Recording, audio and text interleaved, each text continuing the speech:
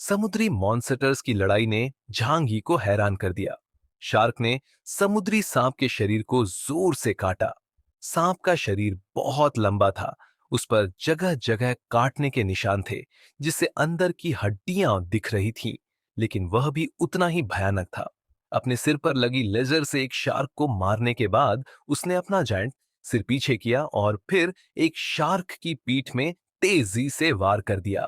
Bite की आवाज के साथ खून की एक स्ट्रीम निकल पड़ी, जैसे किसी ने पानी की दीवार खोल दी हो। शार्क का खून हवा में फैल गया। झांगी थोड़ा घबरा कर तुरंत डेक पर लौट आया। झांगी ने सबको बोला, पूरी ताकत से आगे बढ़ो और इस इलाके से निकल जाओ। लाओतियन ने भी खतरे को देख लिया और तुरंत क्रू को यहां से बाहर निकलने का ऑर्डर दिया। लेकिन फिर कुछ अजीब हुआ। समुद्र का पानी खून से लाल हो चुका था, लेकिन आसपास एक भी मछली नहीं थी। झांगी को खतरे का एहसास हुआ। उसी समय उसकी एबिलिटी टाइम एको एक्टिव हो गई। एक वार्निंग। वो तुरंत जिंगफेंग को हवा में उठाता है और उसके नीचे एक डायमेंशन गेट खोलता है। पानी में एक जायंट व्हर्लपूल बनने लगा, जिसके बीच से काले विंग्स निकल रहे थे। वही समुद्री सांप। इस बार यह सीधा झांगी की ओर आ रहा था। उसकी खून भरी लाल आंखें झांगी को घूर रही थीं। झांगी ने लाउडस्पीकर से कहा, हम तुम्हारे दुश्मन नहीं हैं। लेकिन मॉन्स्टर ने कोई ध्यान नहीं दिया और अपने सींग से एक पर्पल लेजर छोड़ा। झांगी ने फिर से डायमेंशन पोर्टल खोला और सभी लेजरों को सोख लिया। अब झांगी को गुस्सा आ गया। उसने कहा, तूने मुझे छेड़ा, अब भुगत। इतना बोलते ही झांगी ने फुल काउंटर अटैक किया। झांगी ने पूरी ताकत से वही लेजर समुद्री मॉन्स्टर की ओर लौटा दिया। जबरदस्त धमाका हुआ और मॉन्स्टर की चमड़ी जगह जगह से फट गई, यहां तक कि उसकी काली हड्डियां भी दिखने लगी। अब जायंट स्नैक डर गया था। समुद्री सांप वापस गहरे समुद्र में भागने लगा, लेकिन झांगी ने स्पीयर ऑफ वॉइड अटैक किया। स्पीयर बिजली की गति से आगे बढ़ा और समुद्र को चीरता हुआ जायंट स्नेक की गहराई में जा घुसा। एक जोरदार धमाका हुआ और चारों ओर खून ही खून फैल गया। झांगी सीरियस था। क्या यह सच में मर चुका था? अगर यह दोबारा मिला तो झांगी उसे खत्म करने से नहीं चूकेगा। समुद्र की लहरें फिर से शांत हो गईं, लेकिन खून ने आसपास के समुद्री क्षेत्र को कई मील तक दाग दिया, जो बेहद डरावना लग रहा था। लाओतियान की ओर रेडार ने दिखाया कि आसपास कोई बड़ा क्रिएचर नहीं था। झांगी शिप पर वापस आके लाओतियान ने पूछा, यानलियू द्वीप कितनी दूर है? लाओतियान ने जवाब दिया, अभी भी 1000 से ज्यादा समुद्री मील बाकी है। अभी की स्पीड से हम 3 दिनों में वहां पहुंच सकते हैं। झांगी ने फिर बोला, ठीक है, लेकिन रेडार रूम में हमेशा किसी को निगरानी पर रखना। संभव है कि समुद्री मॉन्स्टर मरा ना हो। लाओ त्यान घबरा गया। उसने घबरा कर बोला, अगर ऐसा मॉन्स्टर पीछा कर रहा हो तो समुद्र में हर समय अलर्ट रहना पड़ेगा। झांगी ने उसे शांत करते हुए कहा, वो गंभीर रूप से घायल हुआ है। वह अभी किसी सेफ जगह जाकर अपने घाव भरने में लगा होगा, इसलिए फिलहाल हमारे लिए खतरा नहीं है। जैसे ही हम विदेशी चीनी लोगों को उठा लेंगे, तुरंत यहां से निकल जाएंगे। लाओ त्यान ने सहमति में सिर हिलाया और वापस जहाज चलाने लगा। झांगी केबिन में लौट आया। तभी जू यूनक्वे भागती हुई आई और पूछा, वो समुद्री मॉन्स्टर मारा गया? झांगी ने कहा, वो बुरी तरह से घायल होकर गहरे समुद्र में छिप गया। फिलहाल वो हमें कोई नुकसान नहीं पहुंचाएगा। जू यूनक्वे चिंतित दिखी। वह बोली, अगर वो जिंदा रहा तो भविष्य में हमारे पीछे पड़ सकता है। झांगी मन ही मन बोला, ये कौन जानता है। वैसे भी सबसे बुरा यही होगा कि जहाज तबाह हो जाएगा और झांग ये झोंकेयर के साथ भाग सकेगा। बाकियों के लिए वह बचाने की सिर्फ पूरी कोशिश कर सकता है। झांगी ने बोला, हम 3 दिनों में यानलियू आइलैंड पहुंच जाएंगे, इसलिए तुम वहां के लोगों से कांटेक्ट करो। जू युनकुए की आंखों में चमक आ गई। उसने बोला, आखिरकार वे किनारे पहुंचने वाले थे। समुद्र में 1 महीने से ज्यादा समय बिताने के बाद वह पूरी तरह थक चुकी थी। उसने झांगी को देखा और मुस्कुराकर कहा, मेरे कमरे में आओ, वहीं उनसे कांटेक्ट करेंगे। झांगी बिना किसी झिंक के उसके पीछे चल दिया। जू यूनक्वे ने अलमारी से कम्युनिकेशन डिवाइस निकाला और कांटेक्ट करने लगी। कई बार कोशिश करने के बाद भी कोई जवाब नहीं मिला। झांगी को शक हुआ। क्या हुआ? कोई अनहोनी तो नहीं? उन्होंने समुद्र में 1 महीने से ज्यादा समय बिताया था। इस बीच बहुत कुछ बदल सकता था। पॉसिबिलिटी थी कि यानलियू आइलैंड के लोग अब जिंदा ना हो। कुछ समय के बाद इकोमुनिया डिवाइस से सिग्नल मिला। जू यूनोक्वे की आंखें चमक उठी। उसने बोला, मिल गया। हेलो, क्या आप स्नो वुल्फ हैं? दूसरी तरफ से एक थके हुए, घबराए हुए और थोड़ा एक्साइटेड इंसान की आवाज आई। मैं स्नो वुल्फ हूं। क्या आप लोग यहां आ गए? सिचुएशन बहुत बुरी है। हमारी टीम का आधे से ज्यादा हिस्सा मारा गया। हम ज्यादा देर तक टिक नहीं सकते। जू यूनक्वे ने शांत आवाज में कहा, घबराओ मत, हम 3 दिनों में वहां पहुंच जाएंगे। वह सुरक्षित उतरने की जगह तलाश रही थी। जू यूनक्वे ने पूछा, तुम लोग कहां हो? स्नो वुल्फ ने बोला, उत्तर पश्चिम दिशा में। वहां एक चट्टान के नीचे एक गुफा है। हम वहीं छिपे हैं। जू यूनक्वे ने तुरंत उस क्षेत्र का नक्शा झूम किया। झांगी ने पूछा, आइलैंड पर कोई खतरा तो नहीं? स्नो वुल्फ ने कमजोर आवाज में जवाब दिया, यहाँ कई लोग हैं, रेजिडेंट्स और रिफ्यूजीज। यहाँ वॉल्केनो और जियोथर्मल हिट है, इसलिए कुछ लोग जीवित हैं, लेकिन खाने की बहुत कमी है। लोग खाने के लिए एक दूसरे को मार रहे हैं। यहाँ ठंड से मरने वाले कम हैं, लेकिन भूखमरी और बीमारियों से ज्यादा मरे। सबसे ज्यादा लोग मारे गए और खाए गए। जू यूनक्वे का चेहरा सीरियस हो गया। उसने बोला, मत डरना, हम तुम्हें सुरक्षित ले जाने आए हैं। झांगी ने आगे पूछा, क्या वहां कोई अजीब पावर्स वाले लोग हैं या कोई आर्म्ड ऑर्गेनाइजेशन? स्नो वुल्फ बोला, हाँ, कुछ लोकल गैंग है और कुछ लोग अचानक बहुत ताकतवर हो गए हैं। झांगी ने राहत की सांस ली, क्योंकि वहां कोई मिलिट्री फोर्स नहीं थी। जहां तक इन अजीब पावर्स वाले लोगों की बात थी, यानलियू आइलैंड पर इतने खतरनाक लोग पैदा होने की संभावना कम थी। अगर वहां कोई बहुत पावरफुल होता, तो वह अब तक पूरे आइलैंड पर राज कर रहा होता। झांगीना जुयुनक्वे बातचीत जारी रखने का इशारा किया और खुद कमरे से बाहर निकल आया।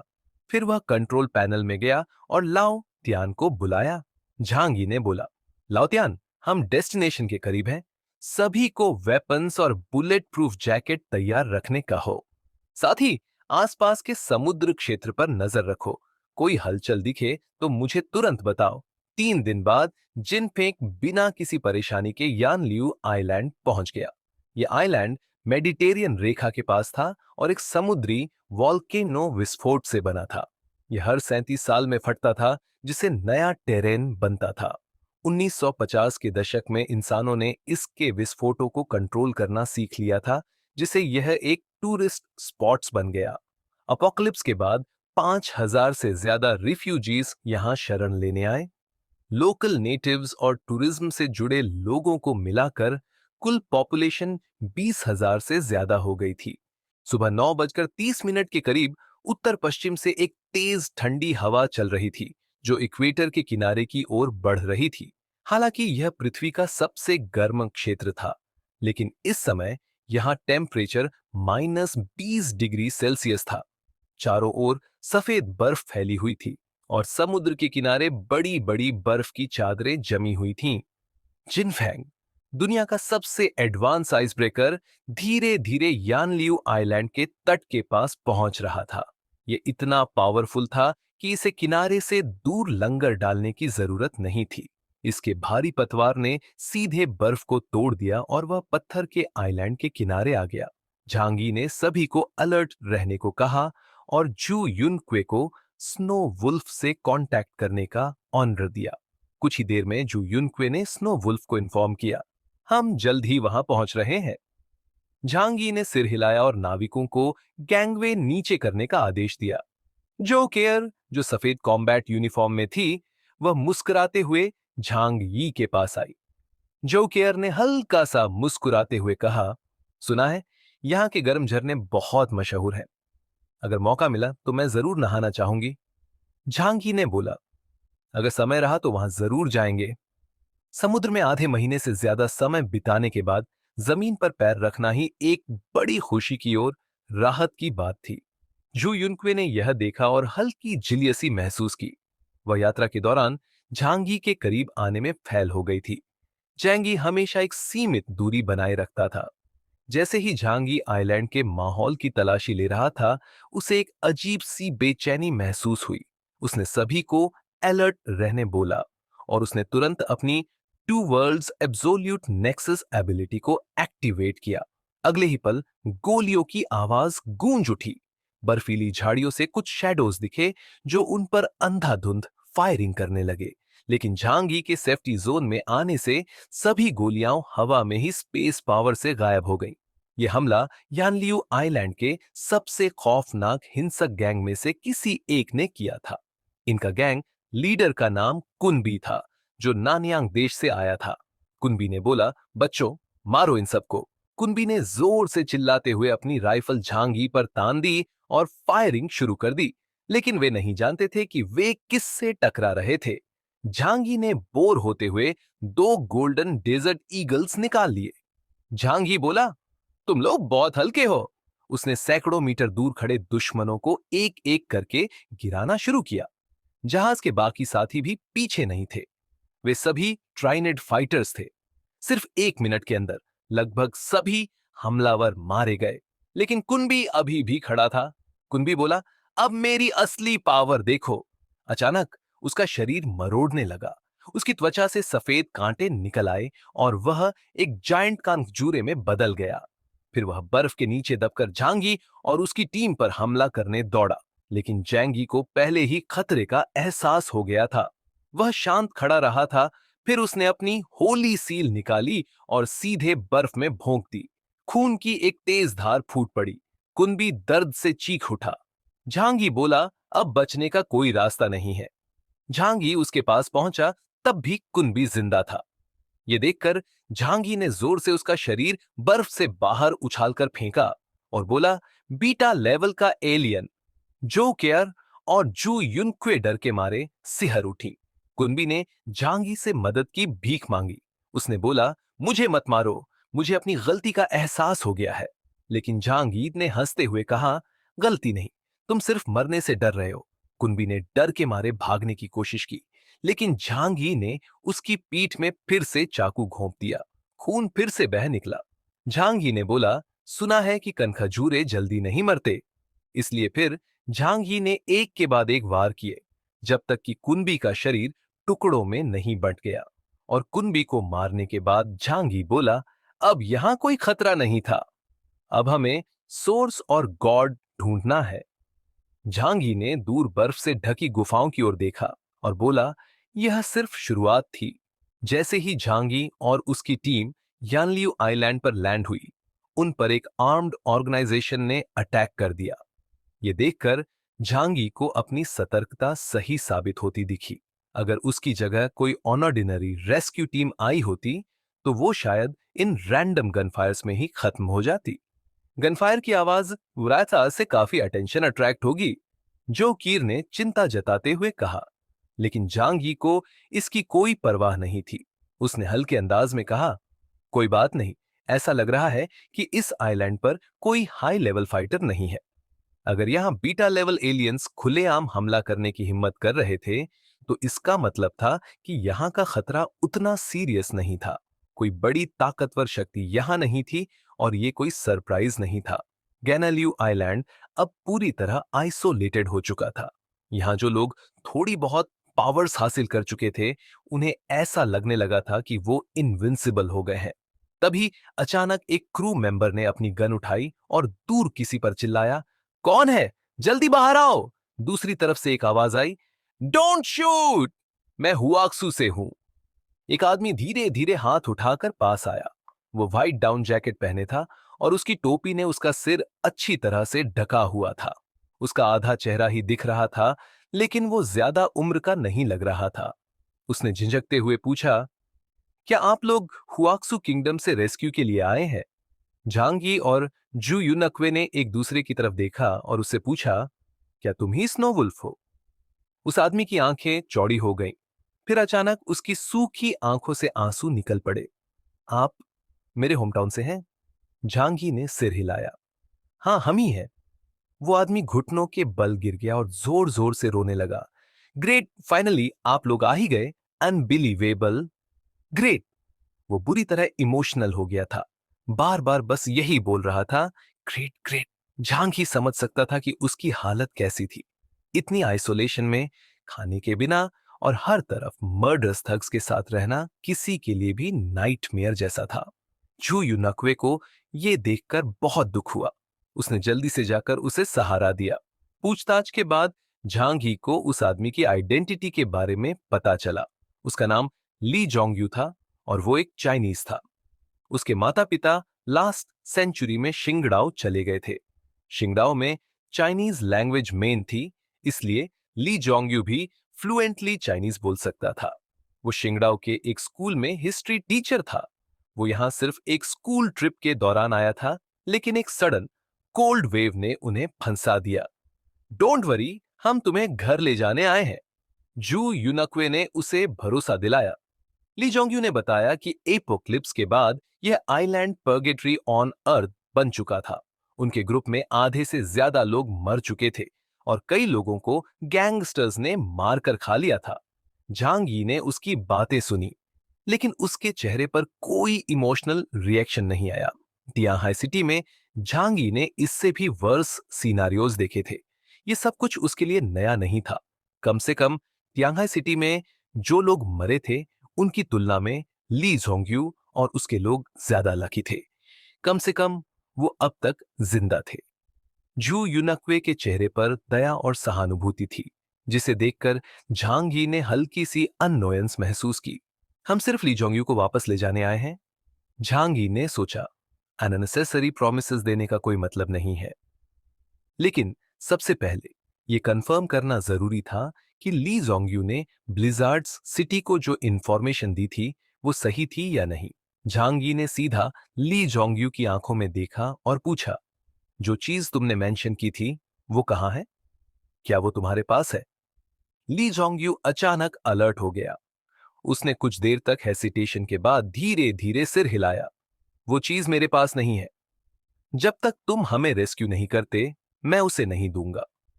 फिर उसने एक और शॉकिंग फैक्ट बताया।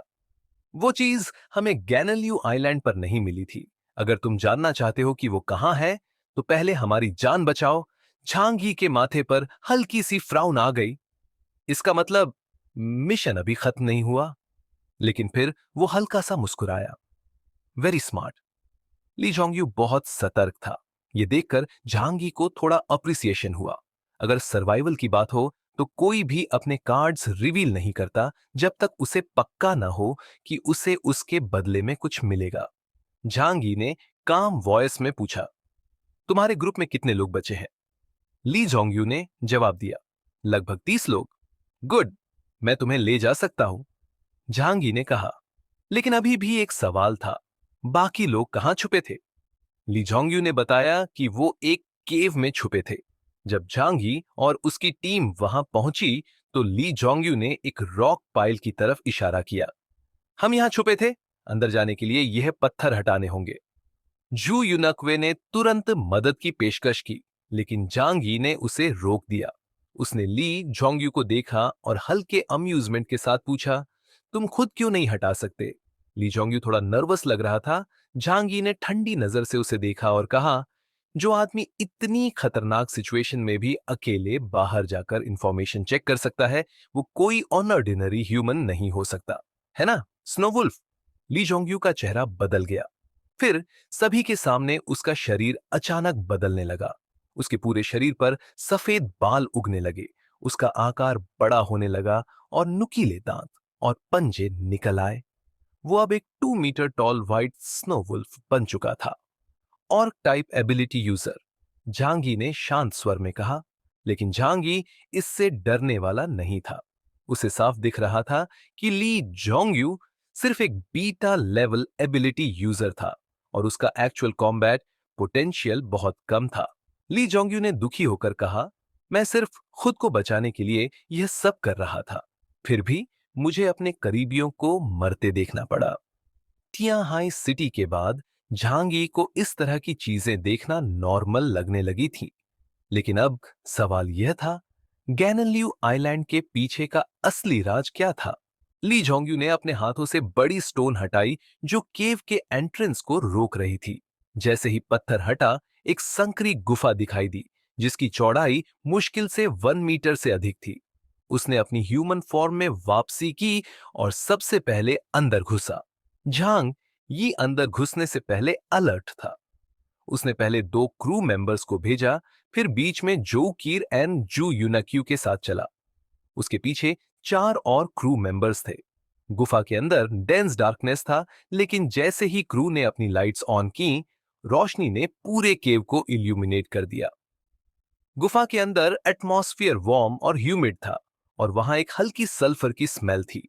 ये वही स्मेल थी जो अक्सर हॉट स्प्रिंग्स के पास महसूस की जाती है। जांगी ने थोड़ा सरप्राइज होकर कहा, मुझे लगा था कि यहां बहुत बैड स्मेल होगी। तुम लोग डेली बाथिंग और एक्सक्रीशन की प्रॉब्लम कैसे सॉल्व करते हो? ली जोंगयू ने समझाते हुए कहा, मुझे कुछ मेडिकल नॉलेज है, इसलिए मैं हमेशा सभी को पर्सनल हाइजीन मेंटेन करने के लिए रिमाइंड करता रहता हूं ताकि कोई इन्फेक्शियस डिसीज ना फैले। नीचे हॉट स्प्रिंग्स हैं जिनसे बॉडी क्लीन की जा सकती है। जहां तक वेस्ट डिस्पोजल की बात है, इसके लिए एक स्पेशल स्टोरेज सिस्टम है और इसका यूज फर्टिलाइजर के रूप में किया जाता है ताकि फूड ग्रो किया जा सके। इतना कहकर उसने हल्की सी बिटर स्माइल दी।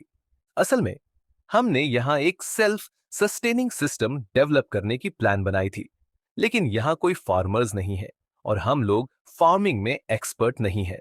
इसके अलावा क्रॉप्स के ग्रोथ साइकिल में बहुत टाइम लगता है और हमारे पास इतना वेट करने का टाइम नहीं है। जहांगीर ने उसे देखते हुए कॉलमली कहा, तुम्हारा आइडिया अच्छा था। जहांगीर ने खुद से सोचा कि अगर उसे इस सिचुएशन में रखा जाता तो वह क्या करता। उसने सोचना बंद कर दिया क्योंकि आंसर उसे पहले से ही पता था। वह ली जोंगयू जैसा नहीं बनता, बल्कि वह कुनबी बन जाता। कुछ ही देर में उन्होंने गुफा के भीतर गहराई में हल्की सी ग्लो देखी। ऐसा लग रहा था जैसे कोई लाइट वहां से आ रही हो, लेकिन यह लाइट किसी फायर या लैंप से नहीं थी, बल्कि केव की वॉल्स पर उगे ग्रीन मिनरल्स से निकल रही थी। ये मिनरल्स डार्कनेस में डिम लाइट एमिट कर रहे थे। ये बहुत ज्यादा ब्राइट नहीं थी, लेकिन इतनी थी कि 2 से 3 मीटर्स तक की चीजें क्लियरली विजिबल हो सके।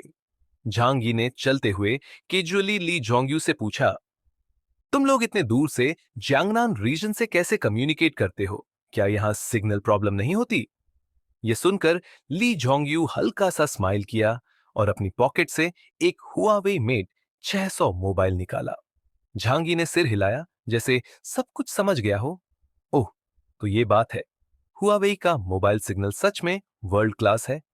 ली जोंगयू ने सिर खुजलाते हुए कहा, एक्चुअली इस आइलैंड पर एक बेस स्टेशन भी है। वो भी हुआवे ने ही बिल्ड किया था। झांगी अपनी हंसी नहीं रोक सका और हल्के से हंस पड़ा। इस मामले में हुआवे सच में फार अहेड है। थोड़ी ही देर में वे उस जगह पर पहुंच गए जहां ली जोंगयू और उसके लोग रहते थे।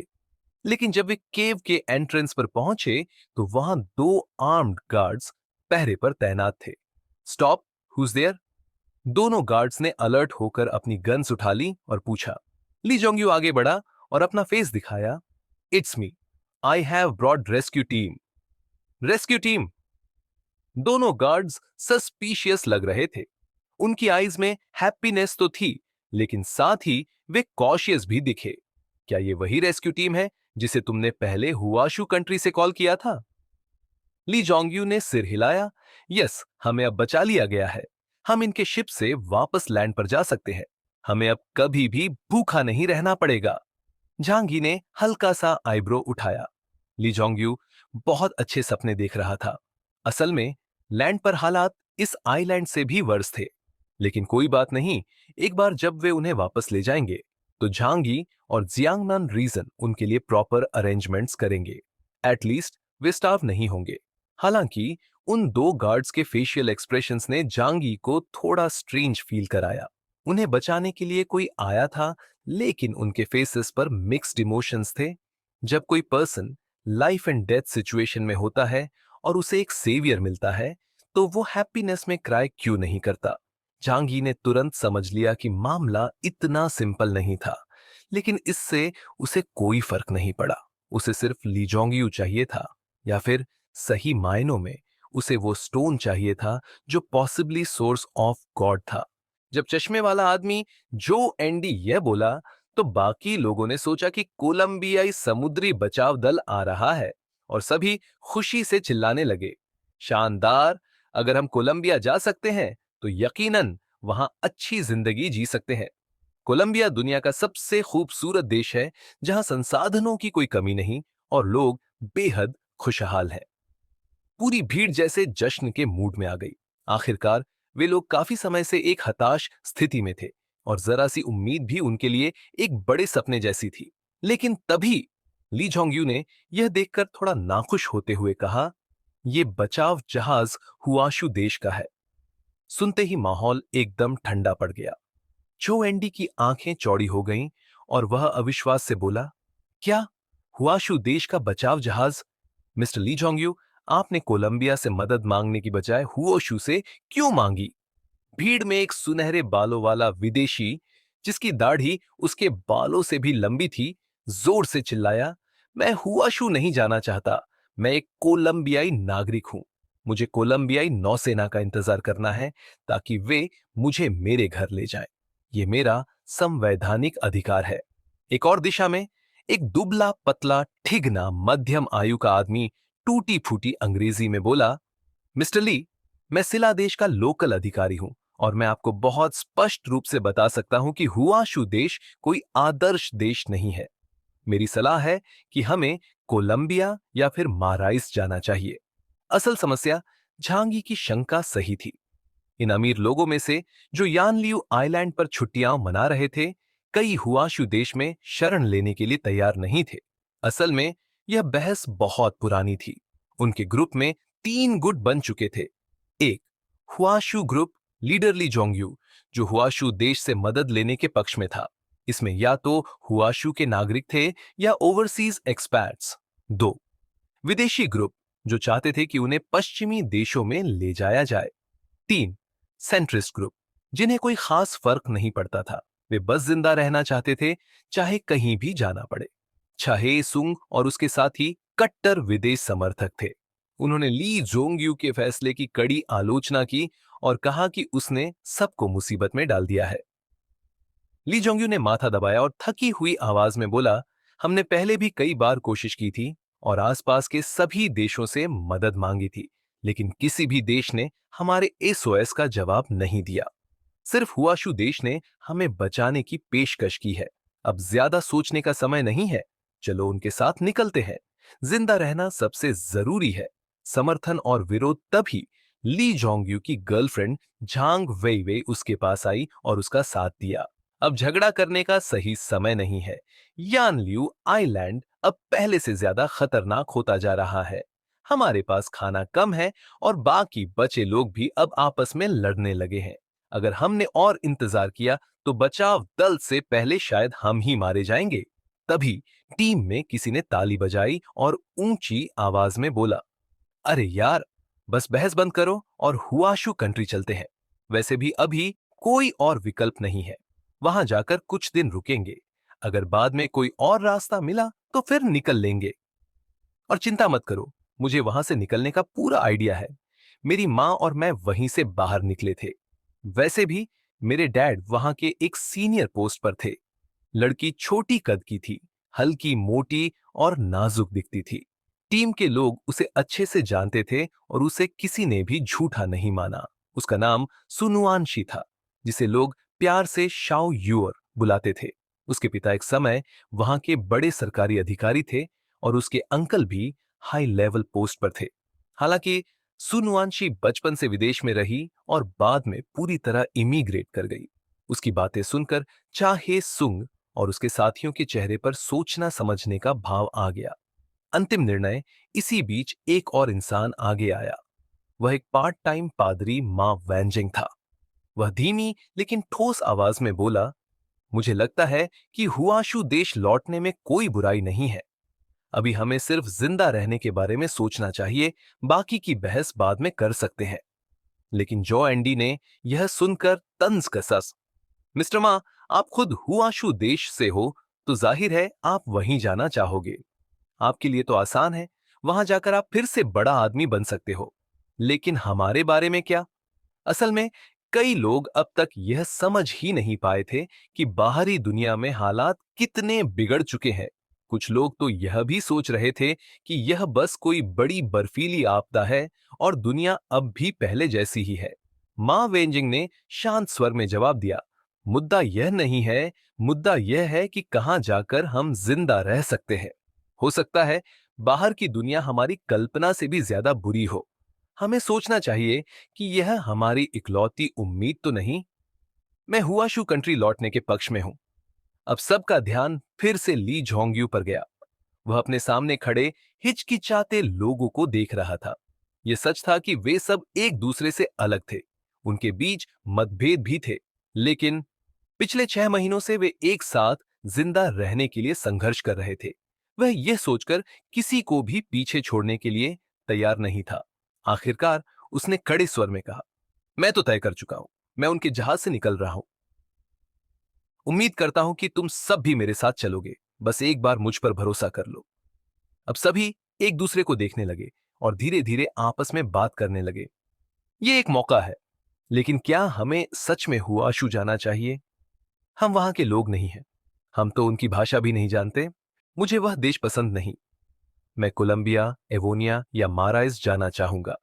क्या उन्हें हमें बचाने के लिए अंतर्राष्ट्रीय कानून नहीं मानना चाहिए? फिर भी धीरे धीरे ज्यादातर लोग ली झोंग्यू के साथ जाने के लिए तैयार हो गए। सिर्फ 5-6 लोग वहीं रुकने पर अड़े रहे। कोलंबियाई नागरिकों को पूरा भरोसा था कि उनका देश उन्हें बचाने जरूर आएगा। ली झोंग्यू और बाकी लोगों ने उन्हें मनाने की बहुत कोशिश की, लेकिन बेकार। और फिर वे सब हुआशू के जहाज की ओर बढ़ने लगे। चे हाइचिंग का एटीट्यूड ज्यादातर लोगों के थॉट्स को रिफ्लेक्ट कर रहा था। लोग धीरे धीरे आपस में विस्पर कर रहे थे और कोई भी अपनी सप्लाईज कोलंबियंस को देने के लिए रेडी नहीं था। कुछ लोग तो खुशी खुशी मजाक उड़ाने लगे। अगर वो लोग जाना नहीं चाहते तो इससे मुझे क्या फर्क पड़ता है? हम सब एडल्ट्स हैं और हमें अपने चुने हुए रास्ते पर ही चलना होगा। झांग वेई वेई बिल्कुल हेल्पलेस महसूस कर रही थी और सिर्फ चुपचाप अपने खाने और फ्रेश वाटर का थोड़ा हिस्सा अलग रख सकती थी। उसके अलावा कुछ और लोग भी थे जिन्होंने थोड़ी मात्रा में वाटर और फूड छोड़ दिया। ली जोंग्यू ने उन लोगों की काउंटिंग की जो जाने का डिसीजन ले चुके थे और फिर उनसे कहा कि आप लोग यहीं वेट करो, मैं झांगी और जू यूनक्यू को बुलाने जा रहा हूं। इस समय झांगी और बाकी लोग भी बिजी थे। साथ आए सेलर्स में कुछ एक्सपीरियंस थे जिन्होंने जल्दी ही पास में हॉट स्प्रिंग्स ढूंढ ली। झांगी ने 2 क्रू मेंबर्स को केव की मॉनिटरिंग करने को कहा, जबकि वह जू यूनक्यू और जो केयर को लेकर हॉट स्प्रिंग की ओर चले गए। वहां का माहौल पूरी तरह से स्मोकी था और जगह अंडरग्राउंड थी। एक बड़ा सा हॉट वाटर पूल था जिसमें से हल्की सल्फर की स्मेल आ रही थी और वाटर लगातार बबल कर रहा था। जाओकेर खुशी से बोली, ये स्प्रिंग वाटर बॉडी के लिए बहुत अच्छा होता है और स्किन डिजीज को भी ट्रीट कर सकता है। यहां तक कि एक मिथ है कि ये विमेन्स की स्किन को हमेशा यंग रखता है। झांगी ने आईब्रो उठाते हुए मजाक में पूछा, क्या तुम यहां थोड़ी देर हैंग आउट करना चाहती हो? जो केयर का फेस थोड़ा रेड हो गया। नहीं, मैं अभी बहुत बिजी हूं और सबका टाइम वेस्ट करना सही नहीं होगा। जू यूनेक्यू को अपने बॉडी पर ईचिंग सी महसूस होने लगी। शिप पर एक अच्छा शावर लेना किसी लग्जरी से कम नहीं था। फ्रेश वाटर रिसोर्सेज लिमिटेड होने की वजह से सभी को वाटर बहुत सोच समझ कर यूज करना पड़ता था। इवन वो खुद भी वीक में सिर्फ एक बार हॉट बाथ ले सकती थी और वो भी सिर्फ 10 मिनट के लिए। सो जब उसने इतना बढ़िया हॉट स्प्रिंग देखा तो उसे लगा कि उसे तुरंत जंप करके नहा लेना चाहिए। हालांकि अगर उसे पता चलता कि वाटर रिसोर्सेज सिर्फ उसके लिए ही लिमिटेड हैं, तो शायद वो गुस्से से एक्सप्लोड हो जाती।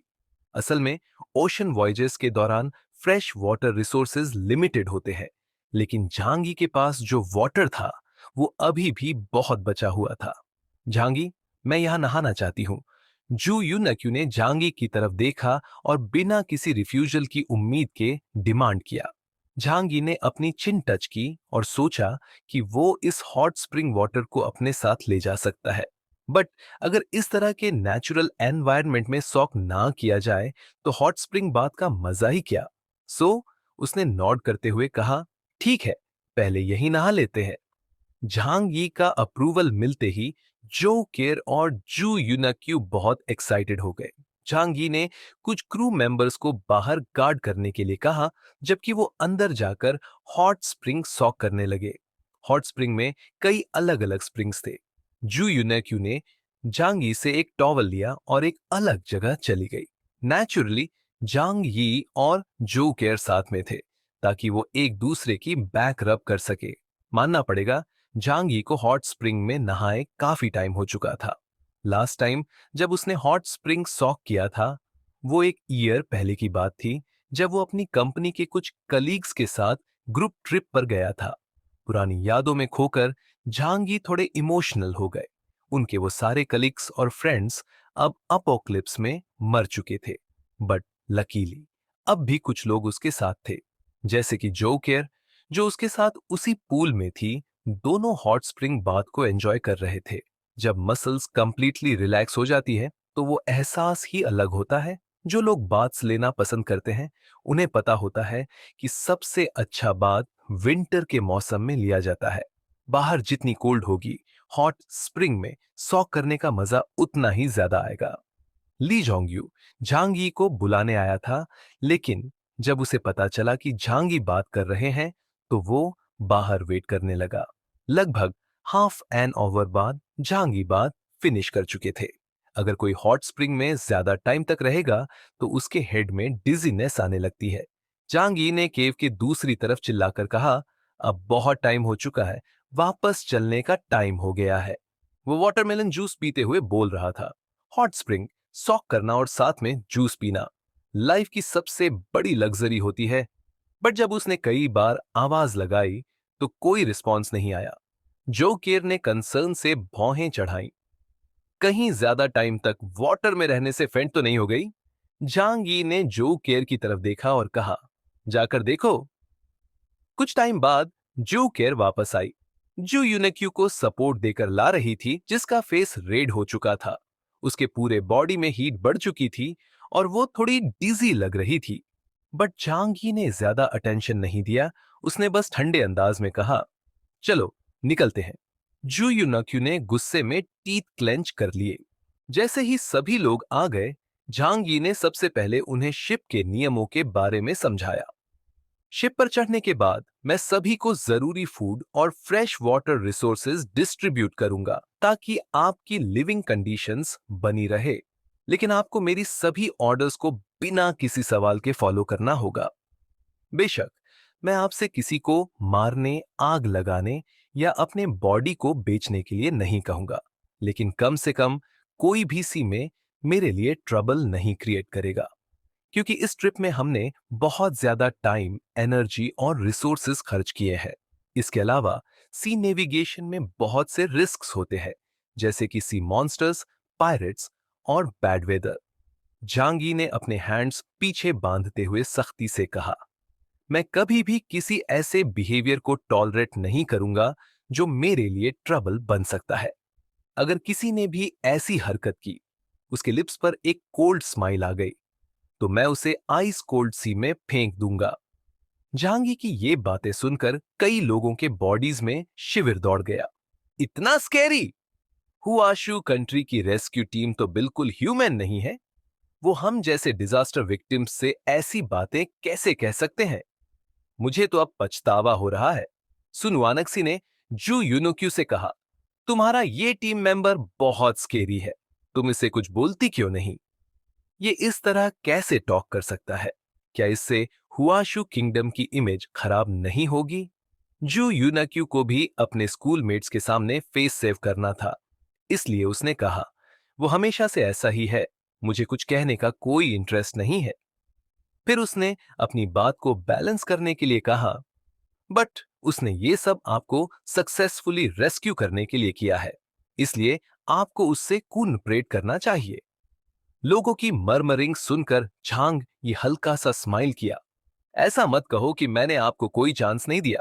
अगर किसी को लगता है कि मैं ओवरबेयरिंग और अनकाइंड हूं, तो वो अभी रुकने का चॉइस कर सकता है। खुद अपना डिसीजन लो। भीड़ में काफी डिस्कशन हुआ। लोगों के फेसेस से साफ झलक रहा था कि वो झांग यी के एटीट्यूड से डिससैटिस्फाइड थे और शिप पर अपनी लाइफ को लेकर वॉरीड थे। लेकिन किसी ने भी क्विट करने का डिसीजन नहीं लिया। आफ्टर ऑल, अगर वे रुकते तो शायद मर जाते। कोई गारंटी नहीं थी कि दूसरा शिप इस आइलैंड तक आएगा या नहीं।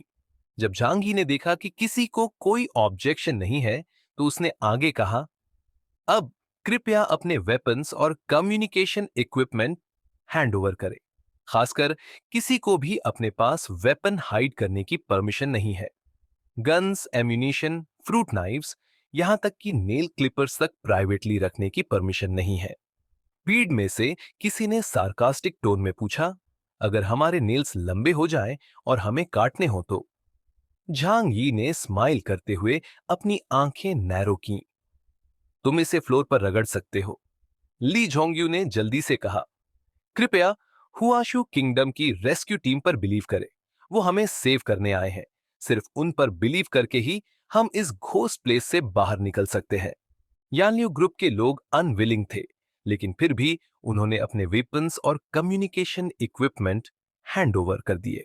इस कलेक्शन के बाद डजन से ज्यादा गन्स मिली, लेकिन बुलेट्स बहुत कम थीं। इसके अलावा नाइफ्स, आयरन रॉड्स और दूसरे आइटम्स भी थे। लेकिन जांग यी को पता था कि अगर लोग सच में फाइट करना चाहें, तो कुछ भी वेपन बन सकता है। वो सिर्फ अवॉइड करना चाहता था कि ये लोग खुद की डेथ की तरफ भागे। उसे इस बात की फिक्र नहीं थी कि ये लोग सी में कोई ट्रबल क्रिएट करेंगे।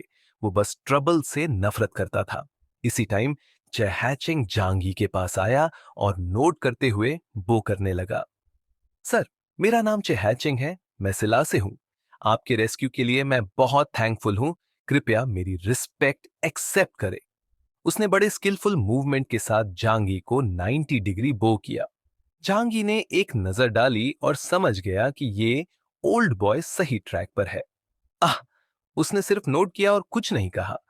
जहांगी को ऐसे फिलिस्तीन टाइप के लोग पसंद नहीं थे, लेकिन वो इन्हें हेट भी नहीं करता था, क्योंकि ऐसे लोग सोसाइटी में आसानी से सरवाइव कर जाते हैं। अगर कुछ करना हो तो मुझे बताइए, आप मेरे सेवियर हैं और मेरी लाइफ अब आपकी है। चेहेचेंग कंटिन्यू करता रहा और उसकी आंखें वेट हो गईं, यहां तक कि उसने टीयर्स बहा दिए। झांगी ने बस कैलमली कहा, बस अपना ध्यान रखो और मेरे लिए ट्रबल मत बनो। यस, मैं आपके इंस्ट्रक्शंस को स्ट्रिक्टली फॉलो करूंगा। फिर चे हैचिंग ने फेस घुमाकर यानलियू ग्रुप के लोगों की तरफ देखा और लाउडली चिल्लाया, long live Huashu kingdom, long live mister Zhang. उसके कुछ फ्रेंड्स ने भी उसी तरह चिल्लाना शुरू कर दिया। बाकी लोगों ने यह देखकर डिसगस्टेड फील किया, लेकिन कुछ लोग आगे आकर चैहैचिंग से सीखने लगे और जांग यी की फ्लैटरी करने लगे। हमारी वेल्थ और लाइफ अब आपकी ट्रस्ट में है। कृपया हमें अलाइव वापस ले जाइए। आप हमारे सैवियर हैं, गॉड द्वारा भेजे गए एंजल। झांग यी ने इनडिफरेंट रहते हुए सब सुना, लेकिन उसे इन लोगों में कोई इंटरेस्ट नहीं था। वो बस इस ग्रुप को कंट्रोल करने के लिए बेस्ट स्ट्रेटेजी अपना रहा था। सुनुआनशी के शब्द सुनकर झांग यी रुक गया। रास्ते भर वह झू यूनक्यू के साथ बातें कर रही थी और झांग यी को पता था कि वह कौन है। क्या तुम हुआशु कंट्री से हो? झांग यी ने ठंडे स्वर में उससे पूछा। सुनुआनशी ने लापरवाही से कहा, कम से कम मेरे पिता की पीढ़ी उस धरती पर रहती थी और उन्होंने उस धरती के लिए बेहतरीन योगदान दिया है। और मैं तुम्हारी आलोचना एक ह्यूमैनिटेरियन पर्सपेक्टिव से कर रही हूं। इसका किसी कंट्री से कोई लेना देना नहीं है। झांग यी के होंठों पर हल्की मुस्कान आई। जो लोग उसे अच्छी तरह जानते थे, वे समझ गए कि इस लड़की की हालत अब खराब होने वाली है। योगदान? हाँ हाँ, तुम्हारे पिता की पीढ़ी का क्या योगदान? जू यूनक्यू आगे आई और झांग यी से बोली, छोड़ो, इससे क्या बहस करनी। ये लड़की कभी किसी परेशानी से नहीं गुजरी। इसे रियल वर्ल्ड का कुछ पता नहीं। वह झांग यी के कान के पास फुसफुसाई, ये तो खुद अपनी फैमिली वेल्थ के बारे में इंटरनेट पर डींगे मारती रही है। इतनी बेवकूफ लड़की से तुम क्यों उलझ रहे हो? झांगी ने ठंडे स्वर में कहा, मुझे उन लोगों से नफरत है जो आराम से खड़े होकर ज्ञान झाड़ते हैं। सुनुआंशी अभी भी अपने नैतिक प्रवचन में लगी थी। जब मैं कोलंबिया में स्टडी कर रही थी, तब मैं हर साल होमलेस लोगों और भूखे अफ्रीकन चिल्ड्रन की हेल्प करती थी। मेरा मानना है कि इंसानों को एक दूसरे के साथ यूनाइटेड और काइंड होना चाहिए, न कि एक दूसरे से नफरत करनी चाहिए। वह निराशा से बोली, ये बात तुम्हारे चीनी लोग शायद समझ नहीं सकते। आखिर हुआशू कंट्री के लोग आमतौर पर सेल्फिश और इंसेंसिटिव होते हैं। ये सुनकर यानल्यू ग्रुप के कुछ हुआशू नागरिकों के चेहरे बदल गए।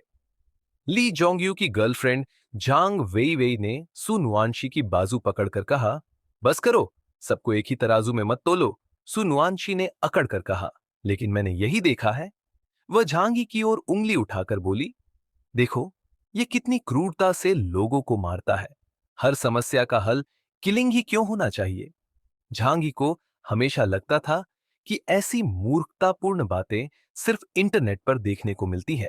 असल जिंदगी में शायद ही ऐसे लोग मिलते हो। पर आज उसकी सोच गलत साबित हो गई थी। शायद इसने बचपन में ज्यादा सानलू मिल्क पाउडर पी लिया होगा। झांगी ने मन ही मन सोचा। उसने सुनुवांशी की बातों पर कोई ध्यान नहीं दिया, बस बोला, चलो पहले एक जगह चेक करते हैं। इसके बाद वह पोर्ट की ओर जाने के बजाय आइलैंड पर एक दूसरी दिशा में चल पड़ा। ली जोंगयू ने पूछा, मिस्टर झांग, हम कहां जा रहे हैं? झांगी बोला, इन बदमाशों के ठिकाने पर। ली जोंगयू ने कुछ सोचा और फिर समझ गया, ओह, आप इनका स्टॉक कलेक्ट करना चाहते हैं।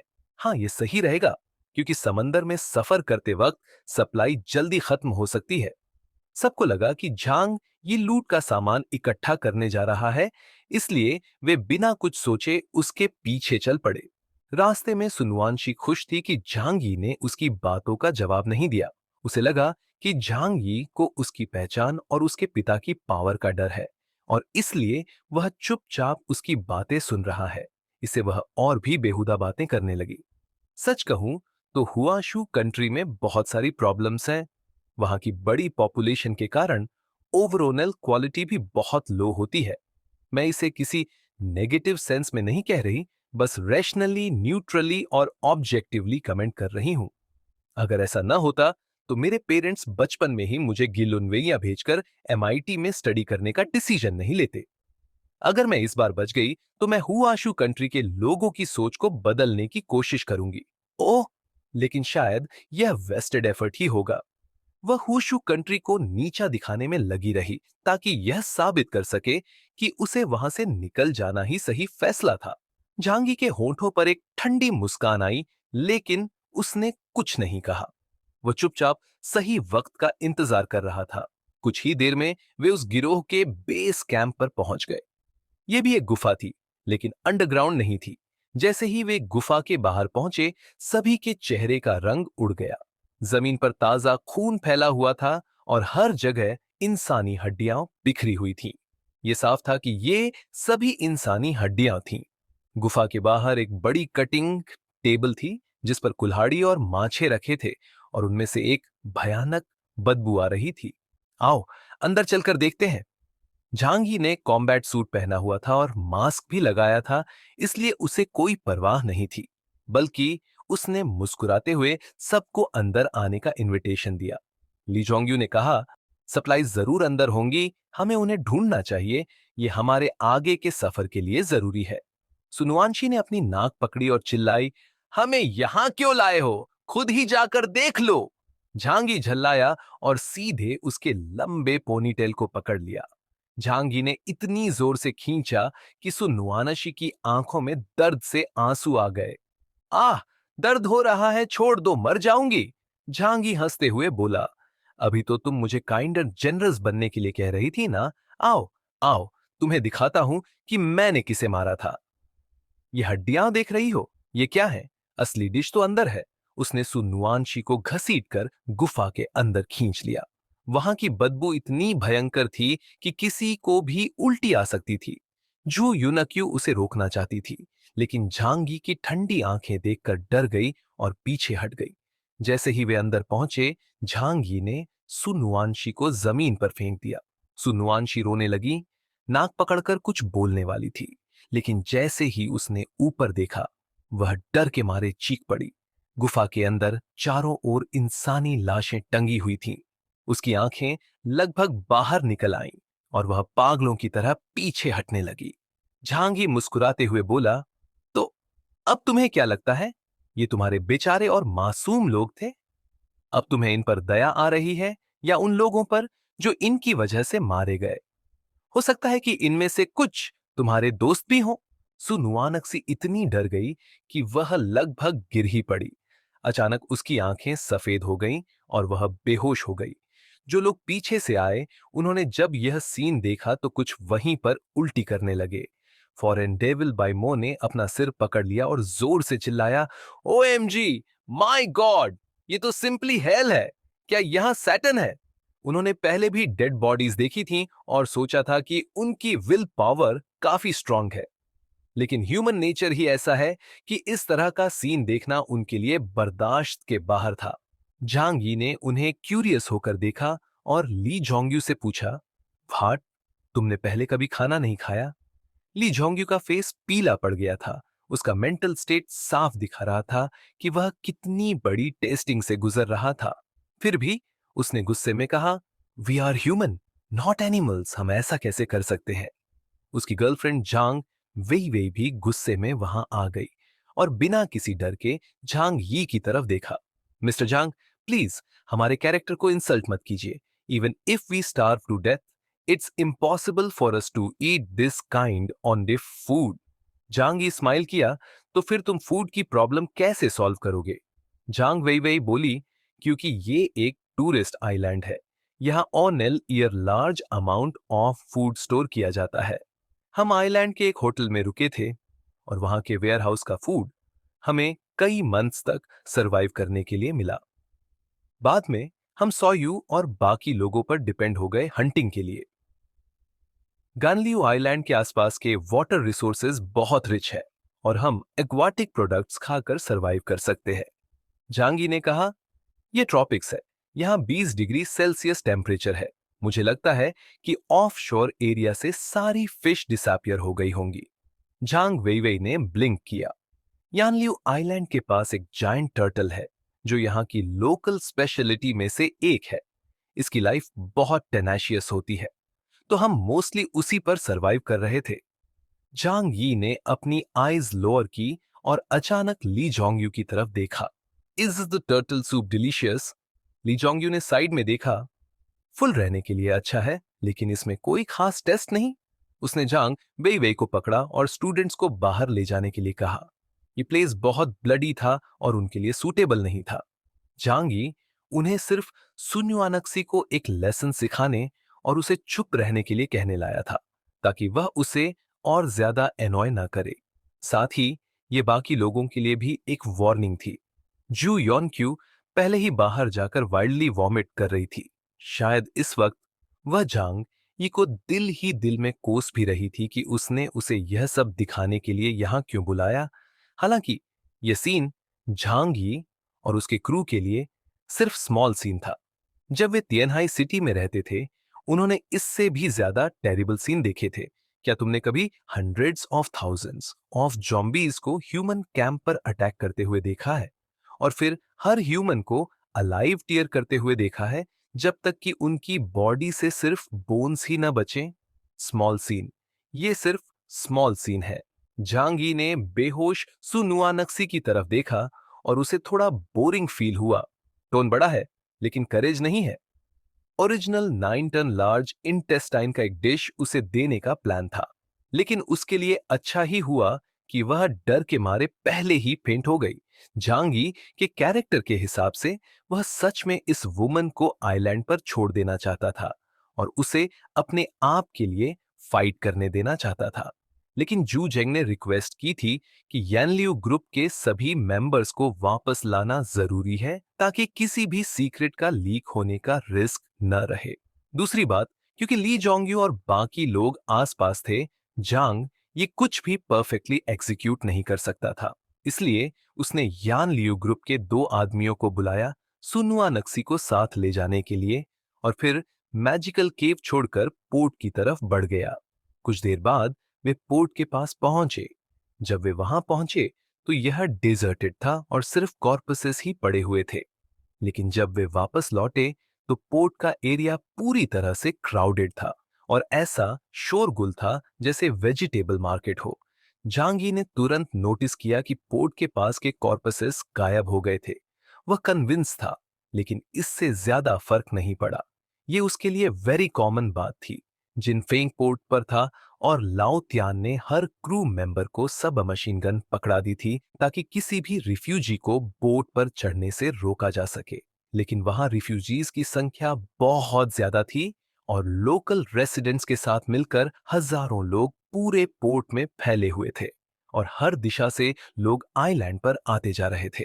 कुछ थीव्स तो 20 डिग्री सेल्सियस की लो टेम्परेचर के बावजूद सी के थ्रू बोट पर चढ़ने की कोशिश कर रहे थे। लाओ त्यान के पास नो चॉइस थी। उसने एयर फायरिंग की और रबर बुलेट से लोगों को भगाने लगा। Get out on off the way, get out on off the way. हमारे कैप्टन अभी यहां नहीं है, कोई भी क्लोज ना आए वरना मैं शूट कर दूंगा। लाओ त्यान कोई सॉफ्ट हार्टेड इंसान नहीं था, लेकिन वह जानता था कि जांग ही यहां कुछ लोगों को पिक करने आया था। इसीलिए वह क्लियर नहीं कर पा रहा था कि सामने खड़े लोग उन्हीं में से हैं या नहीं। इसीलिए वह सीधे शूटिंग नहीं कर सकता था।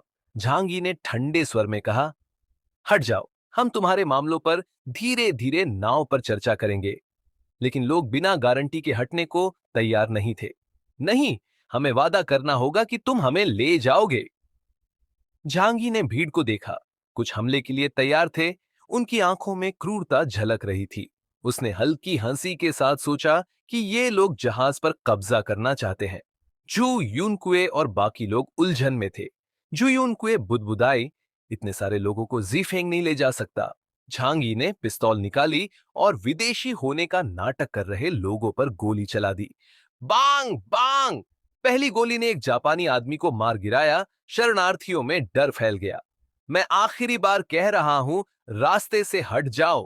क्रू मेंबर्स ने सब मशीन गन उठा ली। क्लिक की आवाज के साथ तैयार हो गए। भीड़ डर कर हट गई। कुछ लोग घुटनों पर गिरकर गिड़गिड़ाने लगे, कृपया हमें बचा लो, अगर हम यहां रहे तो मर जाएंगे। एक आदमी रोते हुए बोला, कम से कम मेरे बच्चे को ले चलो, वह सिर्फ 8 साल का है। झांगी ने उनकी अनदेखी की, लेकिन जू युनकुए विचलित हो गई। एक महिला ने अपने बच्चे को उठाकर जू युनकुए से विनती की, हमारे देश भाइयों के नाते मेरे बच्चे को बचा लो। जू युनकुए ने जांगी की बाह पकड़ ली। कम से कम हमारे देश के लोगों को ले चलो। ये सुनकर लोगों में उम्मीद जागी। मैं हुआक्सू का नागरिक हूं, मुझे ले चलो। झांगी ने भौहें चढ़ाई। वह जानता था कि इन लोगों में विदेशी भी थे। उसने मां बेटे को गौर से देखा और सोचा कि ये सब अमीर लोग थे जिन्हें अब मुसीबत में मदद चाहिए थी। तभी भीड़ में किसी ने हुआक्सू राष्ट्रगान गाना शुरू कर दिया।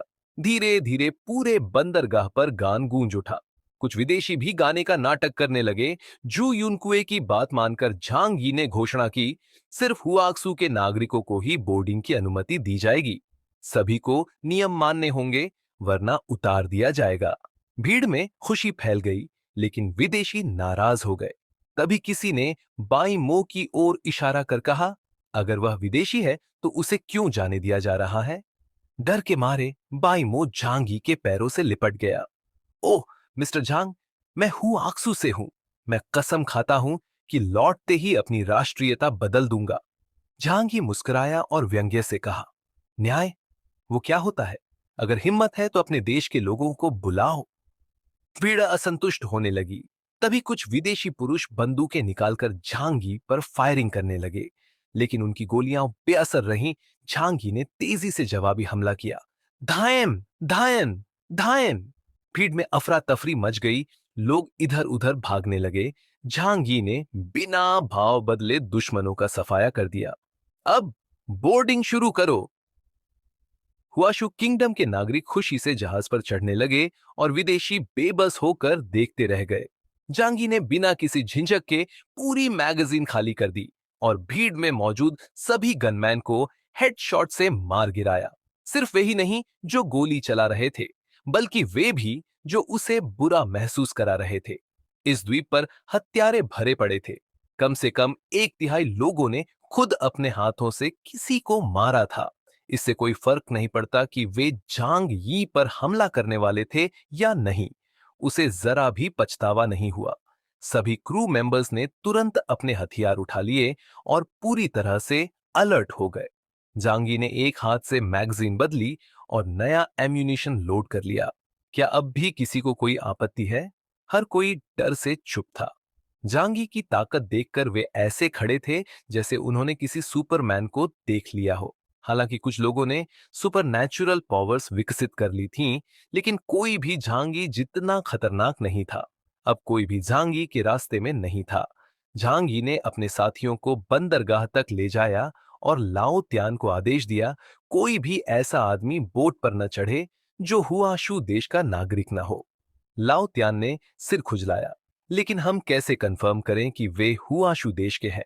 झांगी ने लापरवाही से जवाब दिया, यह तुम खुद देख लो। यानलियो ग्रुप को पहले ही डेक पर भेज दिया गया था।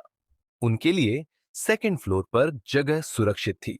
लाओ त्यान ने कुछ क्रू मेंबर्स को बुलाया और छंटाई शुरू कर दी। सभी लोग 2 लाइनों में खड़े हो जाएं। अगर आप हुआशु देश के नहीं हैं तो कृपया अभी चले जाएं। फिर उसने अपने साथियों से कहा, अगर कोई ज्यादा हंगामा करे तो उसे सीधे खत्म कर दो। क्रू मेंबर्स ने सिर हिलाया। उनके लिए यह कोई नई बात नहीं थी। जांगी पीछे खड़ा होकर सब देख रहा था। उसने 2 सोफा सीट्स निकाली और जो केयर को पास बैठने को कहा। कतार में खड़े लोग किसी भी कीमत पर इस मौके को गंवाना नहीं चाहते थे। पहला व्यक्ति आया, लाओत्यान, पैलेस यू ये लिकर। व्यक्ति, 180 कप। लाओत्यान, पास, डेक पर जाओ। अगला व्यक्ति आया, लाओत्यान, हीरोज की सभा क्या होती है? व्यक्ति, मूली की मीटिंग। लाओत्यान, पास। अब एक अनशेव्ड आदमी आया, लाओत्यान, एक और एक 3 कब हो सकते हैं? व्यक्ति, हम। लाओत्यान, तू इंसान नहीं, निकल यहां से। व्यक्ति घबराया, मैं असली कैंटोनीस हूं। लाओत्यान, तो स्प्रिंग फेस्टिवल गाला नहीं देखते क्या? व्यक्ति, क्या यह कोई गुनाह है? लाओ त्यान हंस पड़ा, ठीक है, तुम जा सकते हो। अब एक दुबला पतला युवक आया, बॉस, मैं हुआशु का नागरिक हूं, मेरा आईडी कार्ड देखो। लाओ त्यान ने कार्ड देखा, पर तुम सिल्ला देश के जैसे लगते हो। नहीं नहीं, मैं शीजियांग का हूं। लाओ त्यान, कौन सा हेयर ऑयल लगाते हो? सी डानकांग। अच्छा, मैं भी वही लगाता हूं, तुम अंदर जा सकते हो। लेकिन तभी किसी ने चिल्लाकर कहा, यह झूठ बोल रहा है, यह सिल्ला देश का आदमी है। झांगी की आंखों में ठंडक उतर आई। इस जहाज पर सिर्फ हुआशु नागरिक ही चढ़ सकते थे। जहाज पर चढ़ने के लिए लोगों की स्क्रीनिंग ज्यादातर शांतिपूर्ण थी, लेकिन एक बड़ी गलती हो गई जब मैंने एक महिला और उसके बच्चे को देखा। एक महिला अपने बच्चे के साथ आई थी। उसने लाओ टियन का टेस्ट पास कर लिया था, इसलिए लाओ टियन ने उसे जहाज पर चढ़ने की अनुमति दी।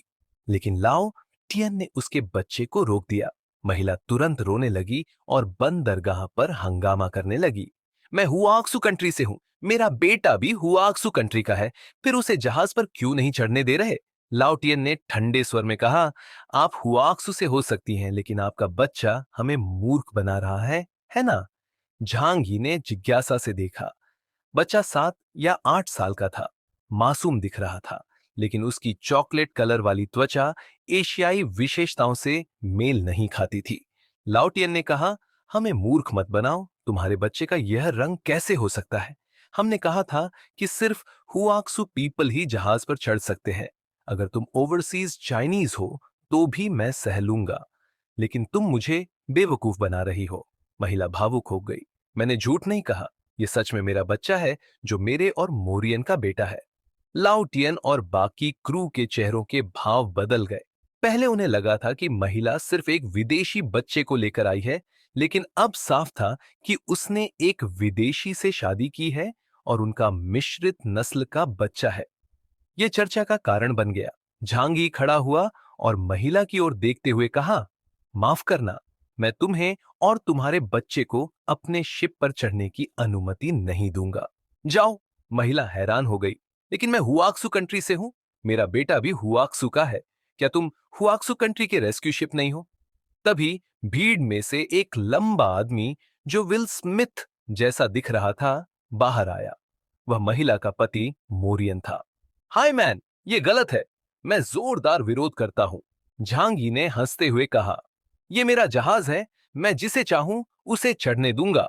मोरियन ने कहा, लेकिन मेरी पत्नी और बेटा हुआक्सू के नागरिक है। इससे पूरे स्थल पर हलचल मच गई। झांगी का चेहरा बदल गया। ये बकवास, ये तुम्हारे मामा का हमवतन है। लोग चिल्लाने लगे। गधे, यहां बकवास मत करो, तुमसे कौन हमवतन है? ये सिर्फ एक आईडी कार्ड और रजिस्ट्रेशन है, ब्लड रिलेशन नहीं। महिला ने अपने बेटे को थपथपाया।